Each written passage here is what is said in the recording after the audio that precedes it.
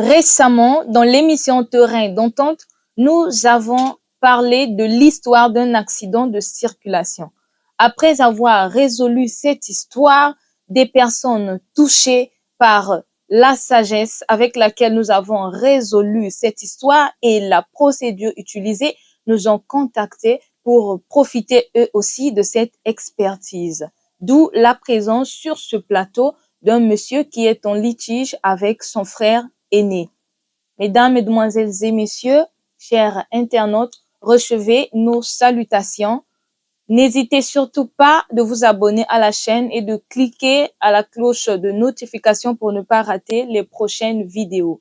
Je vais tout de suite donner la parole au grand sage de cette émission qui n'est autre que le pasteur Hildevert Massamba, toujours présent pour parfaire le développement de l'émission. Il va dire un mot à l'endroit de tous ceux qui nous suivent, puis nous allons donner la parole à notre invité. Merci, la journaliste.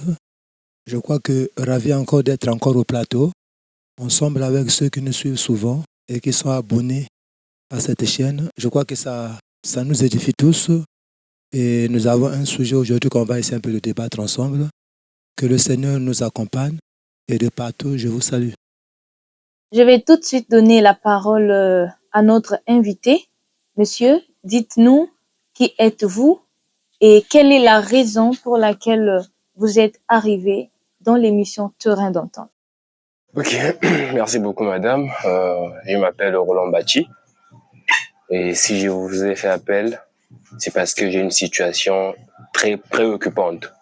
Oui. Ça fait un bout de temps que je suis ici au pays et j'ai un projet de voyage. Et il était question qu'on puisse vendre l'un des terrains que mes parents ont laissé parce que je suis orphelin pour que je puisse aller étudier à l'étranger. Et malheureusement, je suis en face d'un frère qui est vraiment dictateur, qui croit que non, tout ce que papa a laissé, c'est pour lui.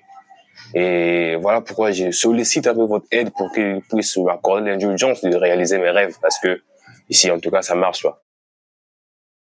D'accord, monsieur Roland. Et comment avez-vous découvert cette émission? Déjà, je reviens de l'Afrique du Sud, là où Oui. j'étais pour les études. Et là-bas, je suis très attaché à la culture congolaise. Souvent, je suis un peu ce qui se passe au pays.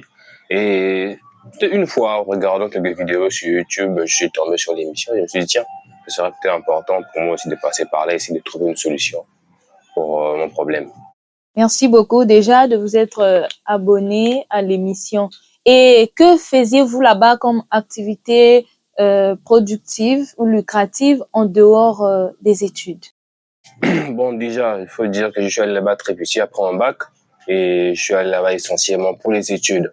Donc, j'ai pas eu le temps de faire grand chose. Vous savez, là-bas, le calendrier, c'est assez costaud et il n'y a pas vraiment le temps de faire d'autres activités. Mais sinon, j'étais à fond dans mes études. Malheureusement, il y a certains facteurs qui m'ont empêché peut-être de rester là-bas. D'où je suis revenu ici et chercher un autre moyen pour commencer notre parcours vers un autre pays. D'accord. Et que pensent C'est vrai que vous vous êtes présenté, mais j'ai peut-être loupé dans votre présentation. Vous avez dit, vous êtes membre d'une famille de combien? Bon, on est à 5. Il y a Oui. 2 garçons et 3 filles. On est orphelins de père et de mère, donc nous avons perdu nos 2 parents et il me reste que mon frère et mes 3 sœurs. Oh, désolée, je suis orpheline de père aussi. Je peux comprendre votre peine. Mais que pensent vos sœurs de cette décision que vous avez prise de vendre la parcelle? Vous savez, la femme, c'est le cœur, hein, c'est la douceur. Elles peuvent pas vouloir voir le mal de leur frère, donc elles sont d'accord pour qu'on puisse vendre la parcelle afin que leur frère puisse réussir. C'est leur souhait. Elles sont donc d'accord. Oui. Après vous avoir écouté, nous avons mobilisé l'équipe et nous avons réussi à convaincre le grand frère d'arriver dans nos locaux ici et de participer à l'émission. Nous allons donc demander aux personnes de sécurité de le faire rentrer. Bonjour monsieur, prenez Bonjour. place. Merci. Sentez-vous à l'aise. Merci. Monsieur Bati, c'est ça? Paraclet. Monsieur Bati Paraclet. Soyez les bienvenus dans l'émission Terrain d'entente. Merci beaucoup. Connaissez-vous le monsieur qui est en face de vous? Oui, bien sûr, c'est mon petit frère. C'est le dernier de la famille. Et avez-vous une idée pour laquelle votre petit frère a pu demander votre présence sur ce plateau? Aucune. Donc, c'est à lui de développer, d'expliquer pourquoi il m'a fait venir sur ce plateau. Donc, je dois savoir c'est quoi sa motivation, pourquoi il est là et pourquoi moi je suis là. Donc, je dois savoir, il doit s'expliquer. D'accord. J'aimerais vous donner quelques objectifs de notre émission. C'est une émission impartiale. Ici, nous ne prenons le parti de personne. Nous ne sommes là que pour vous aider à trouver un terrain d'entente. Okay. Si vous avez un litige. Donc, votre frère ici présent nous a parlé d'une histoire qui le touche, une histoire de parcelle qu'il aimerait que vous puissiez vendre afin qu'il s'en sorte aussi. Du coup, nous avons pensé vous appeler afin d'écouter aussi votre version et le pasteur, il de Vermassamba, est là, un grand sage qui pourra nous aider à trouver un terrain d'entente entre vous et le petit frère. Mais j'aimerais terminer avec une question. Est-ce que vous aimez votre petit frère? Mais bien sûr, c'est mon sang, c'est la famille. Pourquoi pas? Pourquoi je ne devrais pas l'aimer? Alors, pourquoi est-il en conflit avec vous? Non, mais déjà, premièrement, il vient de l'Afrique du Sud, même pas un mois, 2 semaines seulement. Il vient avec des idées de vendre la parcelle et tout. Et juste comme ça seulement, il veut vendre la parcelle pour voyager. Moi, je lui ai dit non, on a déjà discuté de ça. Et ça m'étonne qu'il me fasse venir ici, sur ce plateau, pour en parler. Donc, ça veut dire que quelque part, il ne me considère pas comme grand frère. Parce que ce que moi, je lui dis, il ne prend pas ça en compte. Et il vient m'exposer devant les médias. C'est pas normal, déjà. Donc, du coup, je comprends pas. Je sais pas c'est quoi son raisonnement, c'est quoi sa mentalité, qu'est-ce qu'il veut, vraiment, franchement. Parce que quand il est parti en Afrique du Sud, on l'a envoyé de l'argent. On l'a envoyé de l'argent. Le vieux l'a fait voyager en Afrique du Sud. Mais qu'est-ce qu'il est allé faire en Afrique du Sud là-bas? Il est revenu comme ça, bras ballants, et tu prends, je sais pas, tu viens avec cette ambition-là, cette motivation-là, qu'on vende la parcelle, qu'on te donne de l'argent pour que tu voyages. Pourquoi? Pourquoi tu veux qu'on te donne quelque chose de facilement comme ça, on te donne, et tu voyages? Non! Il y a des règles à suivre. Il faut que tu prouves que tu es digne de recevoir quelque chose pour que tu puisses bâtir, c'est pas ton rêve. Hein? Comment il peut avoir ce genre de courage-là de me faire venir sur ce média? Et puis lui et moi, on a discuté, on a parlé. N'est-ce pas? C'est pas ça? On n'a pas parlé, toi et moi, tu es venu me poser la question. Et je te dis non. Mais pourquoi tu me ramènes sur ce plateau pour en parler? Qu'est-ce qui se passe? Et les gens qui nous suivent, qu'est-ce qu'ils vont pas dire? Qu'est-ce qu'ils vont pas dire? Moi, si je suis allé en Afrique du Sud comme toi, non? Si j'allais étudier comme toi, au moins je suis revenu avec mon diplôme. Là, j'ai trouvé un job, je me suis battu pour avoir un job à Samanka. Hein? Mais toi, depuis que tu es rentré, tu deviens plaintif. Pour quelle raison? Le vieux est parti. C'est qui est né d'abord? Dis-moi. C'est pas moi. C'est pas moi. Et regardez, même quand je lui parle, il fait comme s'il m'écoutait pas. Et pourtant, ce petit-là, je lui parle à chaque fois. Je lui donne des conseils. Depuis qu'il est parti en Afrique du Sud, regardez le comportement qu'il affiche. Tu n'es pas ici pour raconter ta vie. Donc, je suis pas ici pour te raconter ma vie. Et puis, premièrement, d'abord, tu dois avoir le respect quand tu parles à ton grand frère. Tu vois déjà? Et que moi, tant que je serai vivant, je ne peux pas te permettre de faire les bêtises. Le vieux est parti, tu sais ce qu'il m'avait dit? Tu sais ce qu'il me disait avant? Il me disait d'être vraiment prudent, de ne pas jouer avec le bien de la famille. Toi, tu vois les choses par distraction. Tu sais pas, tu n'as pas de rôle, tu n'as pas d'ambition. Tu viens comme ça avec ta motivation. Je te dis la vérité. Mais il faut te taire. Moi, je te parle. Je te fais pas le temps. Moi, je te parle normalement, je te fais pas le temps. Tu es courageux. Nous sommes en direct. Mais il est courageux. Et il s'agit aussi de votre image. Alors, prière de rester posé, de ne pas trop s'emporter. Monsieur Bati Roland, dans dans le speech de votre grand frère, j'ai retenu une question. Il a dit, pourquoi veut-il à tout prix que l'on vende la parcelle pour qu'il parte? Est-ce que vous pouvez répondre à cette question? Madame la présentatrice, tout à l'heure, il a fait son bruit.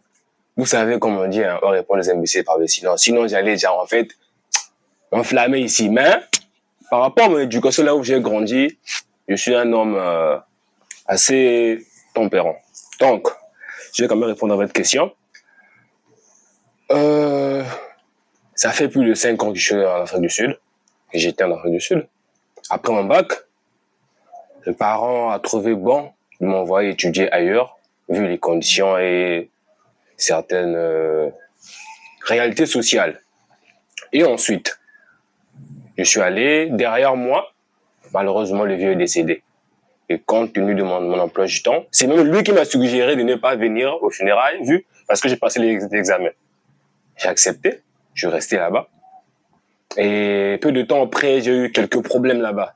Vous savez, c'est un pays vraiment, hein, là où ils sont vraiment ancrés dans l'histoire de l'apartheid, tout ça, le racisme. Je m'en sortais pas très bien. Et la langue, je suis je suis originaire d'un pays francophone. La langue là-bas, vraiment, au niveau des études, ça n'allait pas très bien.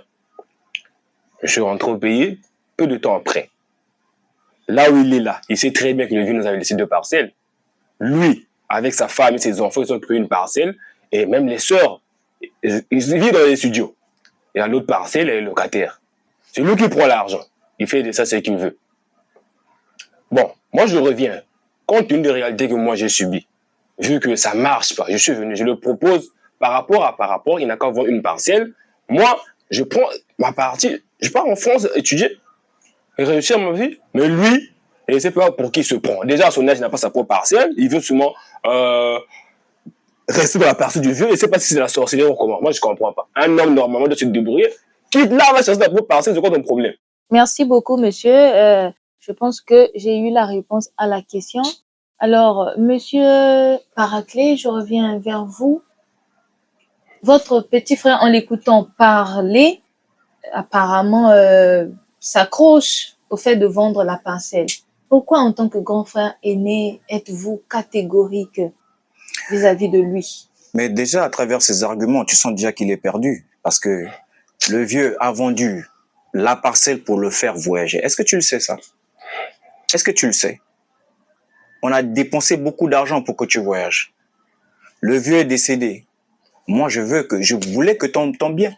Je voulais que tu réussisses. Mais, toi, qu'est-ce que tu fais? Là-bas, je sais pas quelle vie tu menais là-bas. Tu rentrais sans diplôme. Et moi, je serais content en tant que grand frère. Et tu viens avec des arguments hooligans. Tu es un bandit. Tu es venu pour me montrer quoi? Pour me cadrer ou comment? Si j'étais un bandit, je l'allais mettre en vie. Mais attends, est-ce que on ne va pas parler de ça? Moi, je regarde juste, je vois juste ta façon de faire. On ne va pas vendre la parcelle parce que tu le veux. C'est pas ta parcelle. Parce que déjà, si, écoute-moi. Si déjà, là-bas en Afrique du Sud, tu n'as rien fait de bon, et tu es rentré comme ça, là, brave, tu n'as rien. Dis-moi, qu'est-ce que tu as ramené comme souvenir? Montre-nous, parce qu'il faut quand même montrer l'exemple à tes sœurs qui sont là. Parce que elles aussi, elles sont, comment on appelle ça, elles sont destinées à aller étudier ailleurs. Mais quel exemple que tu montres à tes sœurs? Raison de plus de vendre, chacun va aller là où il veut. Raison de plus, tu vois, il parle tout en étant arrogant. Yo man, calm down. Je peux te prouver. Non, ne me parle pas en anglais. Do you want me to talk to you? Hein? You want to know more about English? What's up? You're stupid, man. Tu comprends ce que je veux dire? Merci beaucoup, monsieur Paraclet. Nous allons donner la parole au pasteur Idover Massamba. Comme je disais au début de l'émission, c'est le grand sage de cette émission. Et je pense que ces mots pourront toucher vos cœurs à tous les deux et que vous sortirez d'ici avec une solution. Merci pour la parole, madame la journaliste. Nous avons vu comment la tension a essayé un peu d'envahir le plateau. C'était pas trop facile aussi.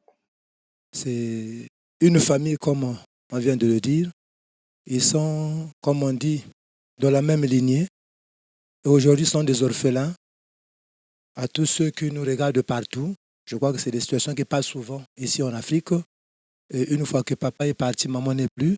Il se passe beaucoup de choses. Mais nous allons revenir sur les lois légales. C'est-à-dire des choses qui sont établies juridiquement.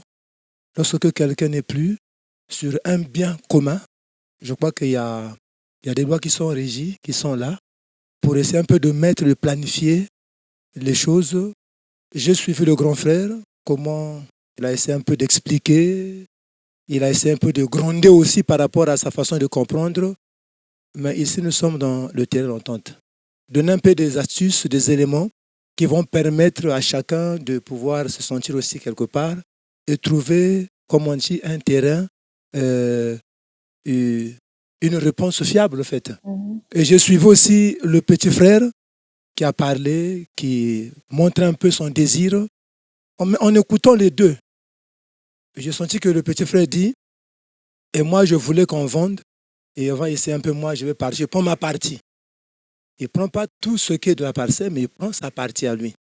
Et rien que sur ça, je peux dire au grand frère, si le petit pouvait aller voir la justice, je crois qu'on devrait vous départager de la même manière que le petit demande. Parce que lorsqu'un bien est resté dans une famille, logiquement, nous souvent on dit qu'il faut garder, Mais on voit aujourd'hui ces situations qui attirent souvent la mort, des problèmes de la sorcellerie, il y a beaucoup de choses qui se passent. Amen, pasteur. Mais légalement, juridiquement, chaque enfant a un droit qui lui revient.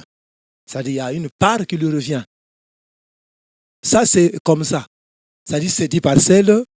On vous a légué les 10 parcelles. Vous allez rester là.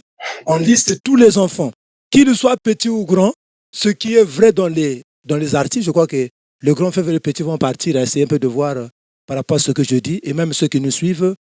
Il n'y a pas non, le grand frère a eu 100 000 et que le petit va lui donner 25 000. Ça n'existe pas. Donc, il y a vraiment, on donne la part de chacun conformément aux lois juridiques. Mais je vais revenir un peu en arrière. Vous savez que lorsqu'un bien est resté, tu demandes qu'on vende la parcelle. Est-ce que vous avez eu une concertation dans l'ensemble? Parce que quand c'est comme ça, tous les héritiers doivent avoir un conseil. Évidemment. Vous essayez un peu de voir. Chacun va émettre ses idées. Maintenant, si la majorité est pour de vendre la parcelle, je crois que en ce moment-là, on peut vendre la parcelle. Maintenant, si la majorité disent que ce n'est pas le moment de vendre, je crois que petit frère ou le petit frère, M. Roland, en ce moment-là, tu vas d'abord attendre avant de mettre tes projets en action. Tu attends. Parce que nulle part que tu iras, que ce soit devant l'État, devant n'importe où ou devant un avocat, on va tout te demander, est-ce que vous avez eu un conseil familial? C'est ça. C'est ce conseil-là qui donne l'accès, même au droit juridique, de pouvoir réagir. Et pour le grand frère, je dirais qu'il ne faut pas dire que, petit frère, tu es trop petit. Non. Il faut que ça doit se faire dans l'ensemble avec tout le monde.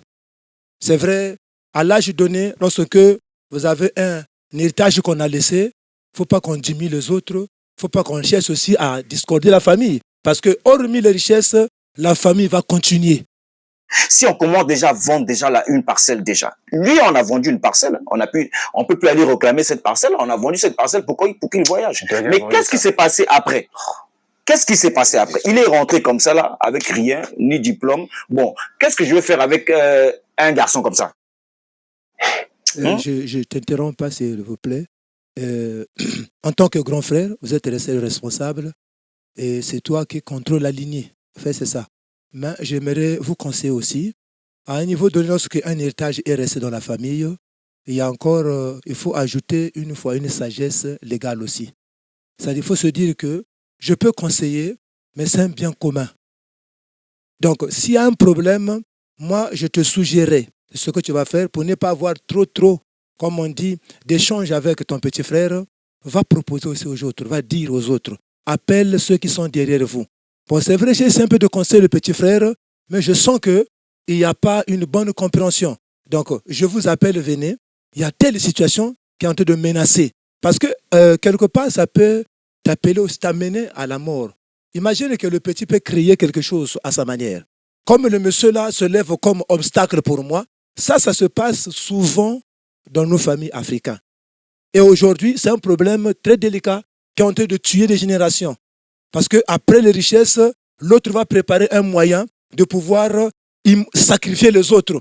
Il va voir un marabout et vous allez partir un à un. Donc c'est un peu de revenir en arrière. C'est vrai, c'est comme les idées bidons, c'est vrai. Mais comme il a déjà montré sa façon à lui, toi en tant que grand frère, ne te dis pas que c'est... parce que dans la façon que j'entends les choses, on prend trop modus pour dire que bon, petit frère, bon, moi je conseille comme ça. Mais lui, il ne fait que répéter la même chose. Et ce qui a créé beaucoup de choses dans les familles, et ça a déchiré les familles. Fais appel à tes sœurs, s'il y a des frères, provoque un conseil familial. Au fait, moi, je suis pas contre lui. Oui.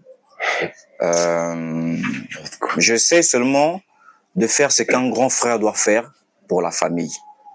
C'est-à-dire qu'un grand frère qui aime sa famille, c'est celui qui voit loin. C'est lui qui a l'œil de l'aigle.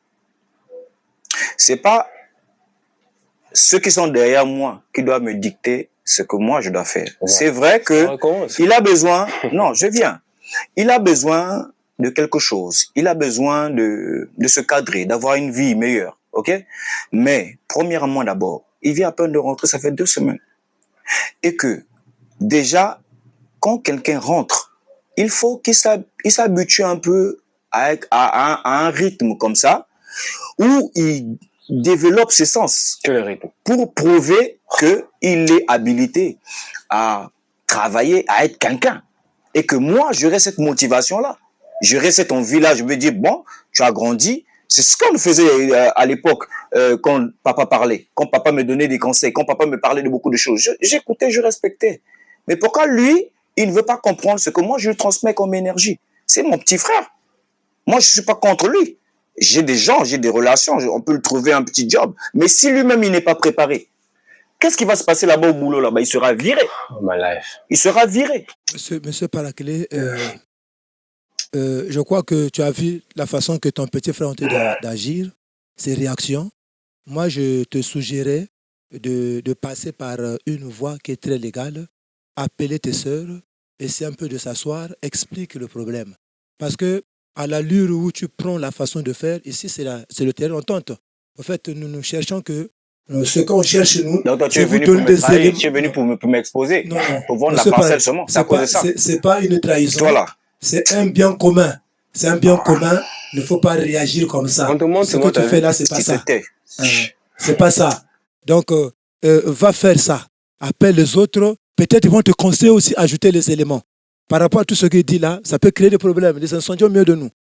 Est-ce que tu es sûr que les autres vont accepter cette séparation que vous êtes en train de créer? J'ai bien expliqué que c'est des choses qui sont en train de faire tuer beaucoup de gens. Ça déchire les familles. Donc, sois sage en tant qu'aîné, appelle les autres, essaie un peu de s'arranger avec eux, d'écouter aussi un à un. En ce moment-là, vous appelez votre frère. Il ne faut pas que ça soit seulement comme ça. Voilà. Donc, ça, c'est ce que nous, on te suggère. Et ça va changer les choses, ça va aider les choses. Ok, ça peut changer des choses. Mais ça, c'est d'abord la parcelle qu'on va... On va vendre cette parcelle. Oui, c'est bon. Là, il va nous rester qu'une seule parcelle. Il va voyager. Mais qu'est-ce qui nous prouve? Qu'est-ce qui nous prouve que là où il va partir, il va faire de l'argent et il sera quelqu'un? Rien ne prouve. Mais le problème, c'est qu'à la longue, ça viendra encore. Ah, grand frère, là où toi tu as occupé là, moi j'ai seulement vu qu'on doit vendre la parcelle là. Tu vois ce que je veux dire? Après, ça sera genre, on n'aura plus d'appui. Monsieur Paragré, je n'ai pas dit qu'aller vendre. J'ai dit, va d'abord passer sur un conseil familial. Oui, au début, j'ai expliqué. Il ne faut pas que tu aies des... Comme ce qu'on voit là au plateau. Hein, ça monte. Ce n'est pas le respect. Lui, c'est comme ça. Il pense que chaque famille, il y a un respect. Donc, comme le petit se soulève contre toi, il n'y a plus de respect. Là même, sur le plateau, vous voyez que ça parle. Hein? Ce n'est pas ça. Va appeler les autres. J'ai dit au début, quand j'avais commencé, dans les lois juridiques, quand même les avocats viendront, ils demandent d'abord, est-ce que vous avez tenu un conseil familial? Et à travers de ça, s'il y a la majorité, eux, ils vont avoir l'idée à vous donner une pensée. Maintenant, si la majorité que ce n'est pas le moment, lui n'aura plus le pouvoir de réagir. Maintenant, si la majorité dit qu'il faut vendre la parcelle, même toi, tu n'as plus le pouvoir. Donc, c'est un bien commun. Il doit avoir cet esprit-là. Dans l'ensemble, vous écoutez chacun un à un. Je crois qu'il n'y aura plus de problème entre toi et ton petit frère. Parce que demain, c'est vous. Et ce sont des femmes. Voilà ce que je voulais. Donc, c'est un peu d'apaiser cette tension-là. Parce qu'on ne fait qu'ajouter du bruit. Et le petit frère aussi. Je voulais t'expliquer. c'est ce que vous allez faire. Sois un peu sage avec ton grand frère. Parle avec un ton quand même qui peut aussi amener la famille à évoluer. Pas seulement à crier, ah, bon grand frère, moi je veux le... Non, non. Ça se passe dans l'ordre. Parce que c'est un bien commun. Ce n'est pas quelqu'un qui va dire que bon, petit frère ou grand frère, bon, moi j'impose. Il ne faut pas imposer, mais il faut mettre les choses dans l'ordre. Voilà ce que je pouvais d'abord ajouter, madame la journaliste. Merci beaucoup, papa, pour votre intervention. Merci. Monsieur Roland et monsieur Bati, vous êtes frères de sang. J'espère que vous avez bien suivi le pasteur. Je vais tout droit poser la question à monsieur Roland par rapport à ce que le pasteur vient de dire. Le souhait est que vous puissiez vous retrouver en famille. Pouvez-vous, juste pour le respect de la famille, procéder comme cela? Bon, vous savez, hein, je n'ai pas trop l'habitude d'aller à l'église. Mais je comprends que non, les pasteurs, ça va. Et j'ai l'impression d'entendre un avocat. Tout à l'heure, il a évoqué des éléments très nécessaires. Lui, il vient de dire que non, lorsque papa était en vie, il a vendu une parcelle pour aller en Afrique du Sud. Ok. Mais est-ce que papa était mort? Non, il était encore en vie. On ne peut pas considérer la parcelle comme l'héritage. Vous voyez? On ne peut pas considérer cette parcelle comme de l'héritage. Parce qu'il était en vie, il l'a vengé de son propre gré. Il a trouvé bon de m'envoyer. Ensuite, je suis allé, je vous ai expliqué que compte tenu de plusieurs facteurs indépendamment de ma volonté, ça s'est mal passé là-bas. Vous savez, même dans la Bible, hein, pour les pasteurs, il y a des hommes qui ont échoué après, ça a marché. Maintenant, ma philosophie à moi, c'est aller à Paris, aller faire ma vie. Je ne suis pas habitué avec l'environnement ici, je ne peux pas. Moi, je le soumets, le problème. Mais comme vous l'avez vu, pour lui, en fait, il pense que je suis plus un mineur. Hein. J'ai déjà 25 ans, je suis déjà assez majeur. Il doit me respecter, je ne suis pas un enfant. Est-ce que vous avez compris ce que le pasteur a dit? Oui, moi, je comprends. On peut bien aller en conseil, mais lui, il a l'influence sur tout le monde. Quand il va commencer à crier, là, les autres ne vont rien dire. Lui, son problème, c'est ça. Je pense que non, c'est lui parce qu'il est l'aîné, il doit dominer sur tout le monde, c'est lui qui a le monopole de la parole. C'est ça son problème. Vous avez vu tout à l'heure. Pour le bien de la famille, je crois qu'on s'explique bien, il faut que vous passez par là. Même si vous quittez ici au plateau, vous créez une guerre entre vous deux et la famille, la finalité, c'est ce que j'ai dit. Pour qu'il n'y ait pas de morts, qu'il n'y ait pas la sorcellerie, qu'il n'y ait pas beaucoup de choses, ça se passe au conseil de la famille, appeler les autres. Parce qu'en vous regardant, vous deux, c'est comme si chacun veut prendre sa part par rapport à sa façon aussi. Or, ce n'est pas ça. Ce n'est pas ça pour une famille. C'est un bien commun. Je crois que ce bien-là doit être rédigé aussi à tout le monde pour dire que voilà, il y a ça, ça, ça, ça. Moi, mon désir, c'est ça. Mais vous dites quoi? C'est ça. Donc, essaie un peu de revenir en arrière. C'est vrai, le désir est là. Reviens un peu en arrière pour que la famille ne se déchire pas. C'est ton grand frère, vraiment c'est ton grand frère. Même si aujourd'hui vous pouvez vendre toutes les parcelles, le son va toujours rester. C'est une lignée au fait. Vos enfants, j'ai écouté le grand frère parler, mais nos enfants feront comment? Dans nos familles, ce qui est vrai, chacun doit travailler pour ses enfants. Ça, c'est votre père qui a travaillé, c'est un bien commun.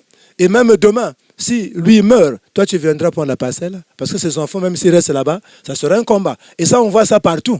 On a même chassé les enfants. Ça serait mieux de passer par ce que nous disons là. Vous demandez tout le monde. S'ils disent qu'on va d'abord garder, vous gardez. Parce que la majorité a dit comme ça. Maintenant, avec le temps, je crois que vous allez toujours arriver à ce stade-là. Et les enfants seraient épargnés. C'est des choses qui sont en train de créer beaucoup de choses. La sorcellerie, il faut tuer les autres, il faut aller là-bas. Voilà, vraiment, il faut que vous compreniez un peu le plateau. Parce qu'il y a beaucoup de gens qui vous regardent. Hein. La famille va rester toujours la famille. Les richesses, c'est vrai, c'est des richesses, mais il y a un homme qui a travaillé. Maman l'a dit. Mesdames, Mesdemoiselles et Messieurs, fidèles internautes, vous avez suivi les interventions de tout le monde ici sur ce plateau. Nous allons être obligés de boucler cette édition par là, tout en demandant à nos deux invités d'aller en concertation accompagnés du pasteur qui a encore beaucoup à leur ajouter. Nous attendons aussi vos interventions car vos idées seront les bienvenues afin de parfaire les prochaines vidéos. Nous nous retrouvons à la prochaine édition. Ciao.